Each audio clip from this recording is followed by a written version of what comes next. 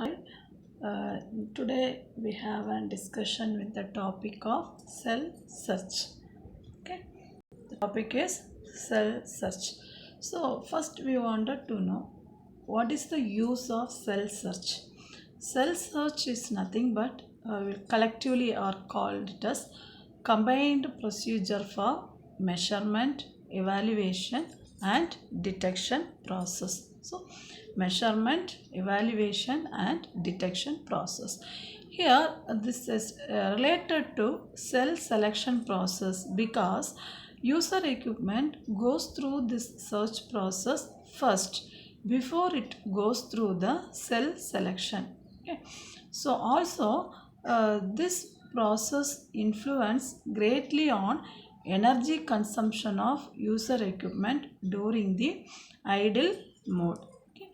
The next we will see the continuation of this. Okay. In the diagram, this is the cell search process, that is detection of symbol timing, frequency, offset, and cell id index, that is represented by n suffix id the whole square. After this detection of all this process, it will be given to the detection of frame timing and cell id group index, that is represented by n suffix id power 1. Finally, it will given to the other system interface, that is broadcast channel. So here let us see one by one, that is 5 steps we wanted to follow for the cell search. Let us see one by one. Okay. So before going to the cell search, we will see what and all things will be happen, how this physical cell id is identified. Okay, or to what we can say, how to do this physical cell id. So what is the use of, what is actually physical cell id? So it is nothing but it is an identification of a cell at physical layer. Okay, and it has a role of that primary scrambling code, which we will do in the UMTS cell. The same role it will be taken here also in LTE. Okay, this physical cell ID is determined by primary synchronization cell and the secondary synchronization cell. Okay, if you see search, that is cell search step 1. Okay, so if we go for this primary synchronization cell, so we have a this one, like how this user equipment will detect all those timing, symbol timing, right? Here we are using primary synchronization cell, right? So the primary synchronization cell, how it will achieved, and the using a matched filtering. Okay, so first we will see about what is primary and the secondary cell. Okay, here each cell will transmit one of 168 unique sequences on its secondary sequence synchronized channel. Okay, here each bit sequence is 62-bit sequence.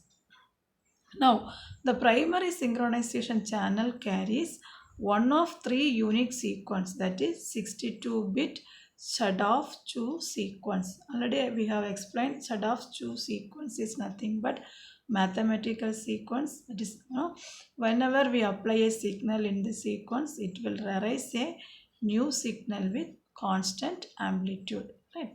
Now, we see, okay, now this time and frequency synchronization will be performed based on the primary synchronization of the signal. Okay, then next, that is the step 1, how we are going to search the cell. That is step 1, what we are doing, that is user equipment will detect the symbol timing in the cell index, right, using a, that is from the primary synchronization signal, and this can be achieved by matched filtering, right?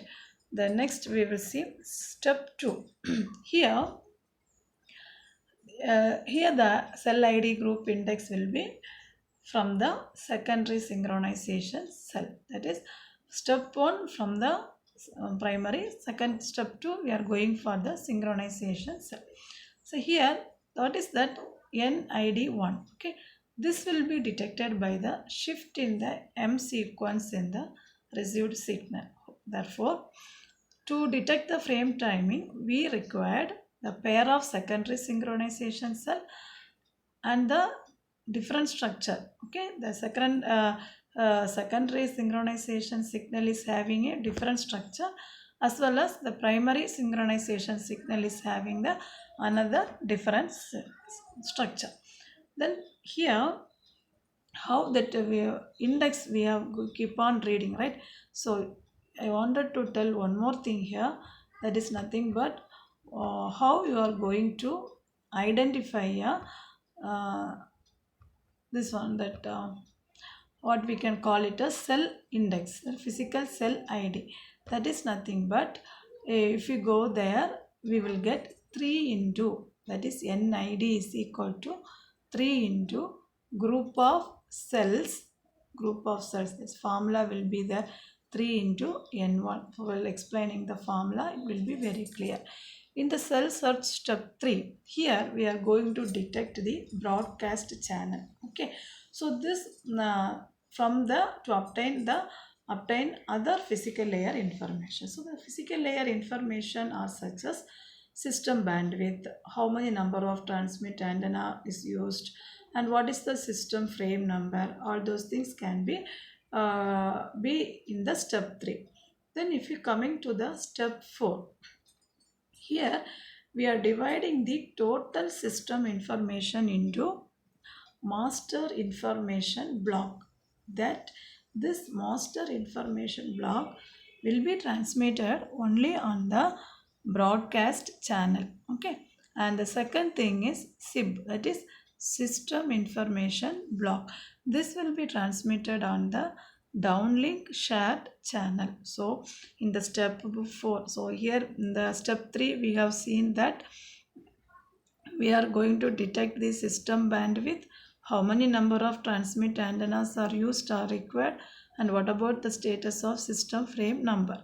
In the cell search step 4, total system information we are dividing into two categories.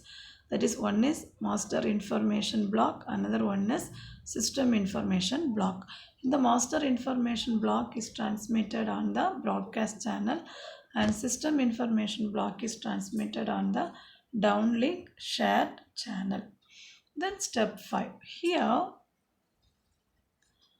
uh, actually the delays in the uh, timing of transmissions. Okay, to compensate that, propagation delay and the time aligned transmissions with other user equipments are important here. So the timing advance command is on a granularity in the step size, that we will take it as 0.52 microsecond. So hope everybody understood the cell search process. Thank you.